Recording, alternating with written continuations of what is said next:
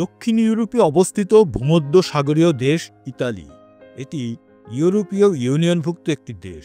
এর উত্তর সীমান্তে আল্পস পর্বতমালা সংলগ্ন ফ্রান্স, সুইজারল্যান্ড, অস্ট্রিয়া ও স্লোভেনিয়া এবং দক্ষিণে সম্পূর্ণ ইতালীয় উপদ্বীপ, ভূমধ্যসাগর সংলগ্ন দুই দ্বীপ সিসিলি ও সার্দিনিয়া সহ আরও বেশ কয়েকটি ছোট ছোট দ্বীপে পরিবেষ্টিত। দেশটির সীমানা ৩,০১,৩৩৮ বর্গ কিলোমিটার এলাকা জুড়ে বিস্তৃত।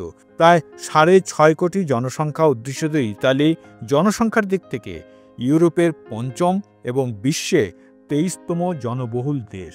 ইতালির রাজধানী রোম। বর্তমান ইতালি একটি গণপ্রজাতান্ত্রিক রাষ্ট্র। মানব উন্নয়ন সূচকে ইতালিকে বিশ্বের ২৩তম উন্নত দেশ হিসেবে গণ্য করা হয়। এর জীবনের মান উন্নয়ন বিচারে বিশ্বের সেরা ১০-এ ইতালির স্থান। ইতালির অধিকাংশ অধিবাসী ক্যাথলিক খ্রিস্টান, এছাড়া বৌদ্ধ, ইহুদিও আছে। সমগ্র জনসংখ্যার ৪% হল মুসলমান। পুরো ইউরোপের মোট শরণার্থীর ৮৫% আশ্রয় নেয় ইতালিতে। সাহারা এবং পূর্ব আফ্রিকা অঞ্চল থেকে শরণার্থীরা লিবিয়া হয়ে অবৈধভাবে ইতালিতে প্রবেশ করে। বেশিরভাগ শরণার্থী মুসলমান। এই অল্প সংখ্যক মুসলমানও রমজানকে ঘটা করে স্বাগত জানায় ইতালিতে। ইতালিতে ইসলাম নবাগত কোনো ধর্ম নয়, বরং এর ভাগ্যোন্নয়নের অনেক কিছু হয়েছে মুসলমানদের নেতৃত্বে। ইসলামের সোনালী যুগে ইতালির সিসিলি দ্বীপপুঞ্জ মুসলিম শাসনাধীন ছিল। এখানেই জন্মগ্রহণ করেন বিখ্যাত মুসলিম কবি ও দার্শনিক ইবনে হামাদিস সিসিলি। ইতালির সমাজ আরব সভ্যতা ও সংস্কৃতি দ্বারা বিশেষভাবে প্রভাবিত। বিশেষত পশ্চিম ইতালির যেসব দ্বীপ আরব রাষ্ট্রগুলোর কাছাকাছি, সেখানে আরব রীতিনীতি ও জীবনাচরণের ছাপ বিশেষভাবে পাওয়া যায়। ইতালি ক্যাথলিক খ্রিস্টানদের প্রাণকেন্দ্র, ভ্যাটিকানের দেশ হলেও সেখানে ইসলামের আগমন হয়েছিল খুব সহজেই। ইতালিতে ইসলামের আগমন ঘটে সামরিক বিজয়ের মাধ্যমে। পরে অবশ্য সেখানে ইসলাম প্রচারকদের একটি বড় দল ওই অঞ্চলের মানুষের মাঝে ইসলামের বাণী প্রচার করতে থাকে। বর্তমানে ইতালিতে ইসলামের প্রচার প্রসারে ইসলামিক সাংস্কৃতিক কেন্দ্র গুরুত্বপূর্ণ ভূমিকা পালন করছে। ইসলাম প্রচারে তাদের অভাবনীয় সাফল্যের কারণেই তারা কয়েকবার চরমপন্থীদের হামলার শিকারও হয়েছেন। তারপরও তারা চরম ধৈর্য ও সহনশীলতার সঙ্গে ইসলামের বাণী প্রচার করে যাচ্ছেন।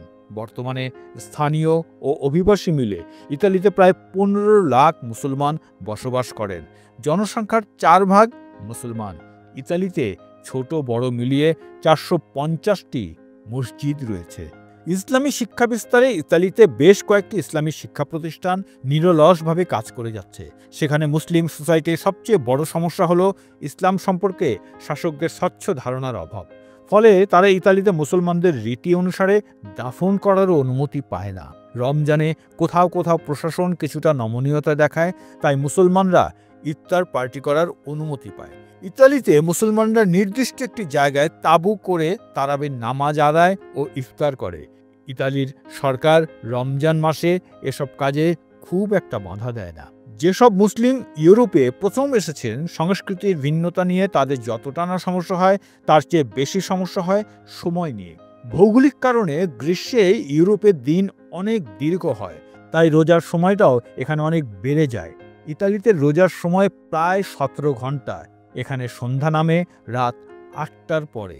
রমজান মাসকে ইতালির মুসলমানরা ধর্মচর্চা ও ইবাদতের সুযোগ হিসেবে গ্রহণ করে।